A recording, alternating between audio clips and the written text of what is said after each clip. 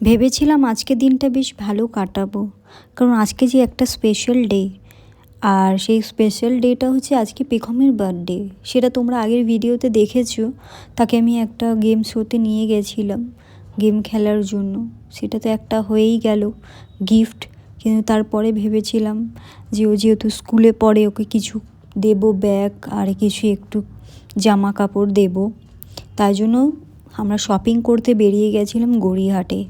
কিন্তু সব কিছুই তো হলো, কিন্তু তারপরে যেটা হলো সেটা হয়তো আমরা কেউ কখনো আশা করিনি বা ভেবে রাখিনি। আমি জানি না এটা আমার সাথেই কেন বারবার হয়। একবার যখন এই ঘটনাটা আমার সাথে ঘটেছিল, আমি সেটাকে নিজের ভাগ্য খারাপ বলেই মনে করেছিলাম।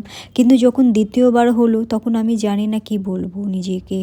কারণ ভগবান সত্যি যাকে দেয় দুহাত ভরে দেয়, আর যাকে দেয় না, যা যেটুকানিও তার থাকে, সেই দুহাত তুলে আবার কেড়েও নিতে পারে।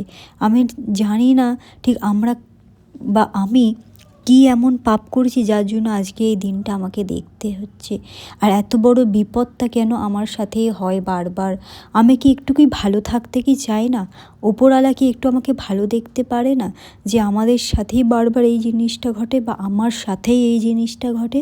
আমি বুঝতে পারছি না আমি কিভাবে নিজেকে সামলাবো, কিভাবে নিজেকে আমি ঠিক রাখবো। এখন আমি জানি না যে বাড়ির পরিস্থিতিটা ঠিক এখন কোন দিকে যেতে চলেছে।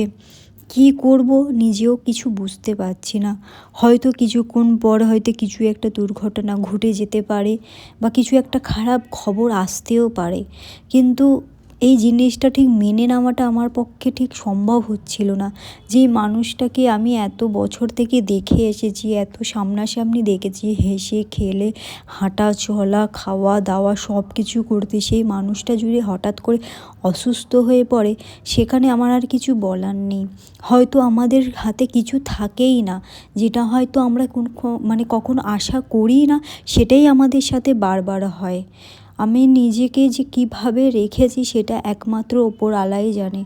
আমি জানি না এরপরে কি হবে। এই নতুন বছরটা আমি জানি না কিভাবে কাটবে। ভেবেছিলাম 2025টা যেভাবে গেছে গেছে, এবার হয়তো 2026টা একটু ভালো যাবে, কিন্তু না, সেইটাই হলো।